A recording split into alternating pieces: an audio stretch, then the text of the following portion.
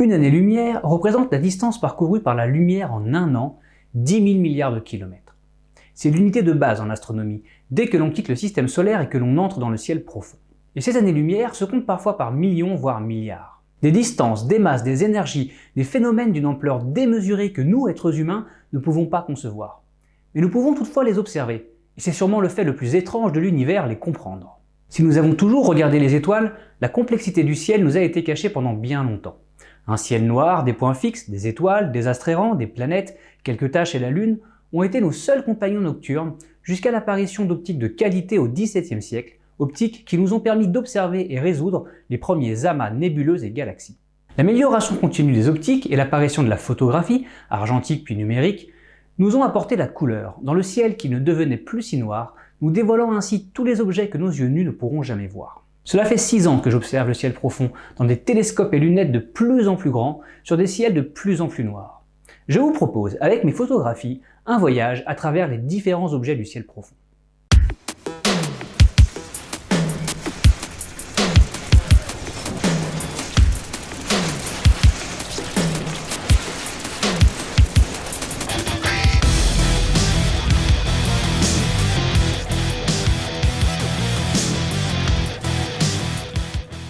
L'espace interstellaire, c'est-à-dire l'espace qui sépare les étoiles, n'est pas vide, mais il est constitué de poussière pour 1% et de gaz pour 99%.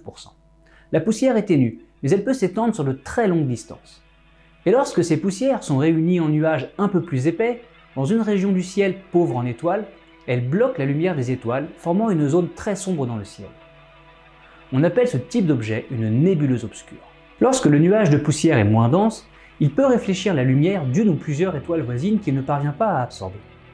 Dans ce cas, la lumière des étoiles est diffusée dans le nuage de poussière que l'on appelle nébuleuse par réflexion. Elles sont habituellement bleues parce que la diffusion est plus efficace pour la lumière bleue que pour la lumière rouge. La nébuleuse de l'Hippocampe est une nébuleuse obscure située à plus de 1200 années-lumière de distance dans la constellation de Céphée. La nébuleuse de l'Embryon est une nébuleuse par réflexion située à 1000 années-lumière de distance dans la constellation de Persée. L'amas des Pléiades est nommé pour la première fois en Grèce antique en l'honneur des filles du titan Atlas et de l'océanite Pléiade. Il est cité dans de nombreuses cultures et religions, dont à plusieurs reprises dans la Bible. Les principales étoiles de l'amas, situées à 444 années-lumière de distance, illuminent le gaz alentour, formant plusieurs nébuleuses par réflexion. La nébuleuse M78 est la nébuleuse par réflexion la plus brillante du ciel. Située dans la constellation d'Orion, elle s'étend sur presque 4 années-lumière. Le gaz du milieu interstellaire est principalement constitué d'hydrogène. Il peut se trouver sous deux formes différentes, sous forme atomique, comme un atome d'hydrogène neutre, ou sous forme moléculaire, comme une molécule de dihydrogène. Ce gaz est très difficile à observer car il est froid et rayonne donc très peu. Mais ce gaz peut être chauffé et ionisé par une jeune étoile voisine très chaude et massive. Et dans ce cas, le gaz va pouvoir rayonner et émettre de la lumière dont la couleur va varier en fonction de sa composition. C'est une nébuleuse en émission. Les nébuleuses par réflexion et les nébuleuses en émission forment la catégorie des nébuleuses diffuses. La nébuleuse du casque de Thor est située dans la constellation du Grand Chien à 15 000 années-lumière de distance. Cette nébuleuse s'étend sous l'influence de vents stellaires d'une étoile extrêmement chaude et massive au centre qui devrait bientôt exploser en supernova. La nébuleuse de l'Aigle, dans la constellation du Serpent, contient un amas de jeunes étoiles massives qui ionisent le gaz de la nébuleuse. Les étoiles sont en formation au centre de la nébuleuse, dans les 3 piliers de gaz surnommés les piliers de la création. La nébuleuse du Croissant est située dans la constellation du Cygne à environ 5000 années-lumière de distance.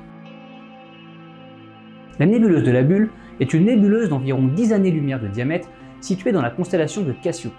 Elle est formée par le vent stellaire de l'étoile la plus brillante de la nébuleuse, un peu excentrée par rapport au centre de la bulle. Cette étoile est jeune, moins de 4 millions d'années, très chaude, environ 35 000 degrés en surface, et massive de 20 à 40 fois la masse solaire. Elle devrait exploser en supernova dans environ 10 à 20 millions d'années. Ces 3 formes de nébuleuses, obscures, par réflexion et en émission, se côtoient régulièrement dans le ciel. Les objets les plus célèbres du ciel profond sont souvent constitués de plusieurs nébuleuses de différents types. Le système d'étoiles triples au centre de la nébuleuse Trifide, dans la constellation du Sagittaire à 5200 années-lumière de distance, est suffisamment chaud pour ioniser le gaz alentour qui émet sa lumière rouge. C'est une nébuleuse en émission. Elle est traversée par une nébuleuse obscure en avant-plan et se situe au-dessus d'une nébuleuse par réflexion qui diffuse la lumière bleue de l'étoile en arrière-plan.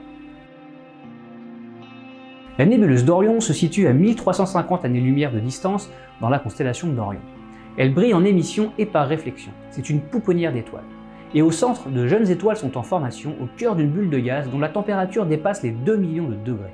Elle est située à côté de la nébuleuse de l'Homme qui court. La nébuleuse de la tête de cheval est une nébuleuse obscure dans la constellation d'Orion. Derrière se trouve une nébuleuse en émission, de l'hydrogène ionisé par l'étoile proche Sigma. Au centre, visible à l'œil nu, se trouve l'étoile Alnitak. C'est l'étoile la plus à l'est de la ceinture d'Orion. Plusieurs nébuleuses par réflexion bleue se trouvent dans ce champ, ainsi que la nébuleuse en émission de la Flamme, traversée par une autre nébuleuse obscure.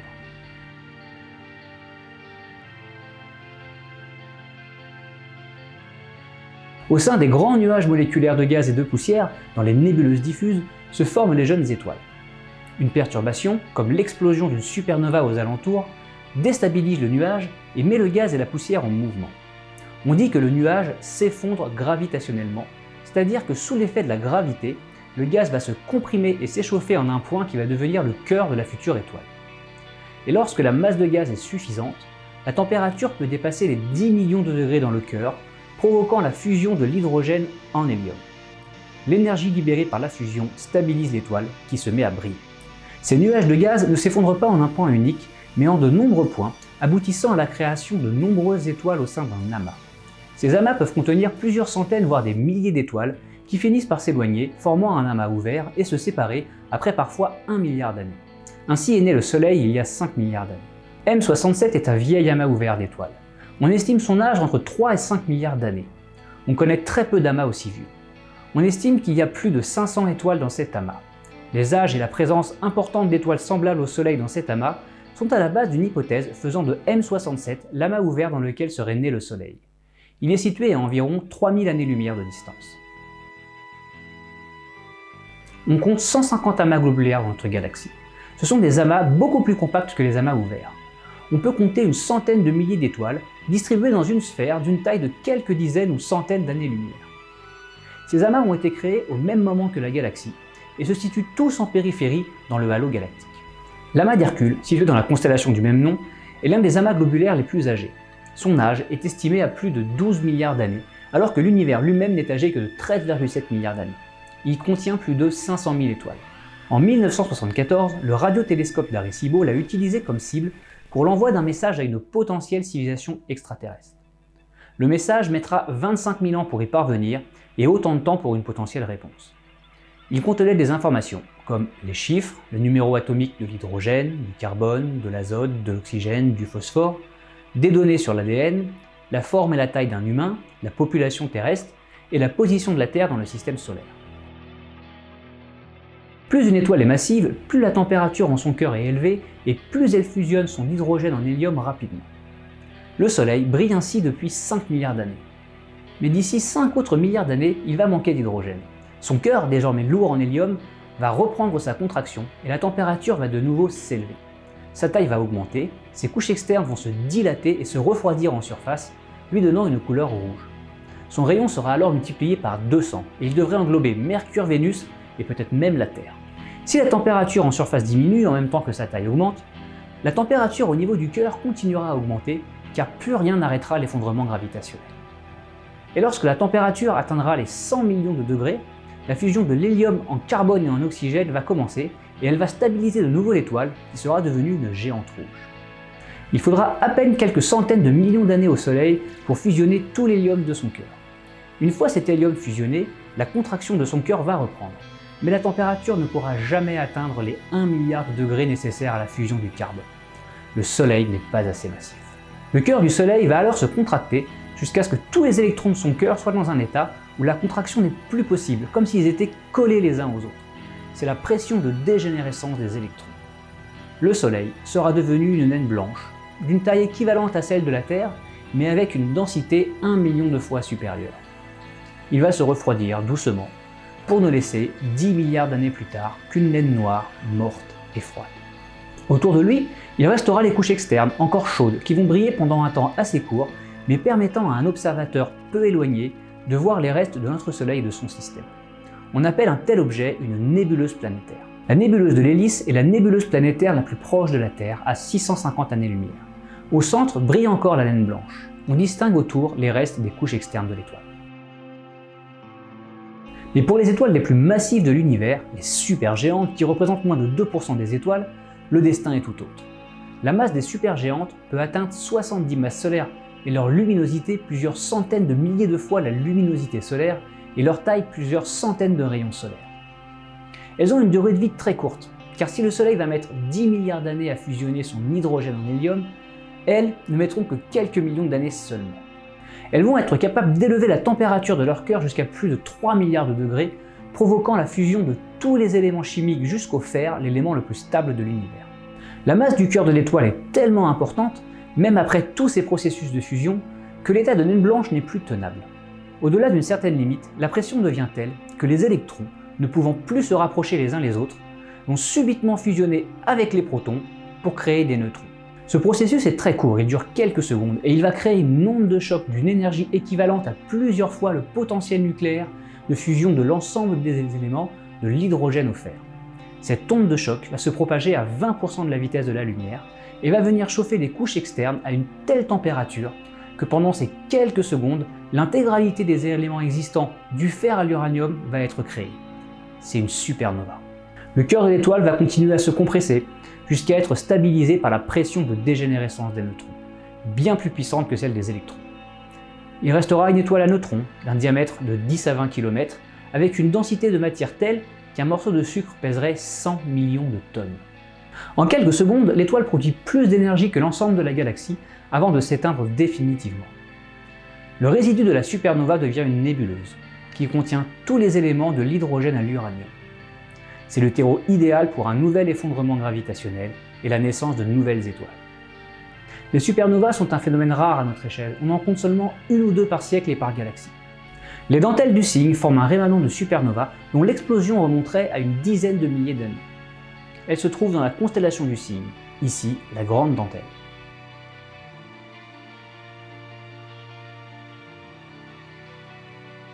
Notre galaxie, la Voie lactée, est une galaxie spirale d'un diamètre de 100 000 années-lumière environ.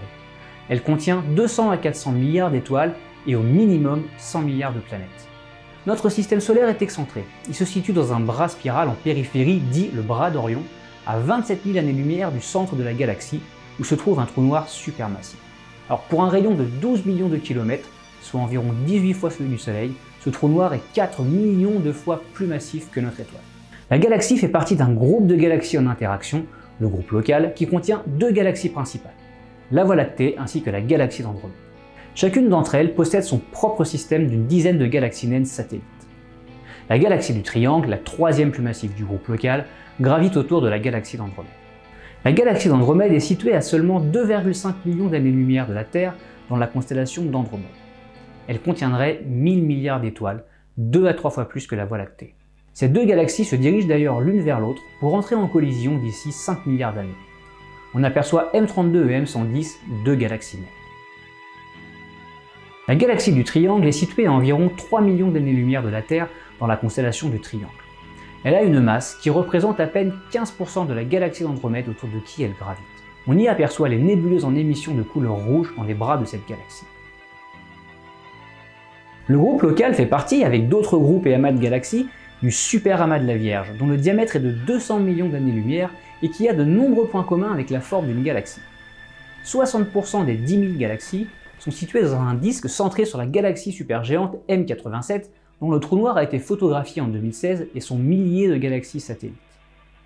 Les 40% restants forment un halo. Notre groupe local est excentré, en bordure du disque, un peu comme le Soleil dans la Voie lactée. La plupart des galaxies qu'un astronome amateur peut observer sont situées dans le super amas de la Vierge. La galaxie du Moulinet est une galaxie spirale vue par le dessus et située dans la constellation de la Grande Ourse à 22 millions d'années-lumière. Elle est 10 fois plus massive que la Voie lactée. La galaxie du Sombrero est située à 28 millions d'années-lumière dans la constellation de la Vierge. Elle possède un noyau très brillant constitué de vieilles étoiles et masqué très partiellement par de fines poussières. Son diamètre équivaut à celui de la Voie lactée. La galaxie M106 est une galaxie spirale située dans la constellation des Chiens de chasse à 24 millions d'années-lumière. D'un diamètre 30% plus grand que celui de la Voie lactée, elle possède un trou noir supermassif qui pourrait être jusqu'à 10 fois plus massif que le nôtre. Au sein des groupes et amas, le destin des galaxies est de fusionner entre elles, les plus massives assimilant les moins massives. Ces collisions ne donnent pas lieu à de grandes catastrophes cosmiques, car la probabilité de collision entre étoiles est quasi nulle. Par contre, l'interaction gravitationnelle provoque d'intenses forces de marée qui déforment les galaxies et peuvent aboutir à une flambée de formation d'étoiles. Des étoiles et du gaz peuvent aussi être éjectés de la nouvelle galaxie formée. La galaxie du tourbillon est en réalité un couple de galaxies situé à 27 millions d'années-lumière dans la constellation des chiens de chasse. La galaxie spirale, d'un diamètre comparable à la Voie lactée, est entrée en collision avec la petite galaxie irrégulière. On peut observer l'impact des forces de marée qui déforment complètement les deux galaxies. La galaxie de Bode à gauche et celle du Cigare à droite forment un groupe de galaxies situées dans la constellation de la Grande Ourse à respectivement 12 et 15 millions d'années-lumière. La galaxie du Cigare est une galaxie irrégulière. Son noyau semble avoir souffert d'un rapprochement serré avec la galaxie de Bode il y a quelques centaines de millions d'années, et depuis se trouve dans une phase de forte activité stellaire. De grandes quantités de matière sont éjectées, sûrement dues à de violentes explosions de supernovas. Le Deerling Group, en haut à droite, est un groupe de galaxies en interaction dans la constellation de Pégase à 42 millions d'années-lumière, tandis que le quintet de Stéphan, en bas à gauche, est beaucoup plus éloigné à 340 millions d'années-lumière. Il contient 5 galaxies en forte interaction gravitationnelle qui présentent des formes distordues où de longs filaments d'étoiles et de gaz s'étendent très loin du corps des galaxies. Le triplet du Lion est un petit amas de galaxies en interaction dans la constellation du Lion, située à 35 millions d'années-lumière. Les 3 galaxies portent les marques de la forte influence gravitationnelle entre elles, notamment la galaxie du Hamburger à droite, qui possède une excroissance de 300 000 années-lumière, soit 3 fois son diamètre. Mais le superamas de la Vierge n'est que le centre d'une structure encore plus importante, l'Aniakea, horizon céleste immense en hawaïen, découvert en 2014. Il a une taille d'environ 520 millions d'années-lumière, ce qui correspond à 4% de l'univers observable, et il contiendrait plus de 100 000 galaxies, dont la Voie lactée. Mais il est possible d'observer au-delà, notamment dans le superamas voisin, le superamas de Coma ou de la chevelure de Bérénice. L'amas de la chevelure de Bérénice est l'un des 2 amas qui composent ce superamas. Il contient plus de 1000 galaxies identifiées, situées à plus de 300 millions d'années-lumière de la Terre.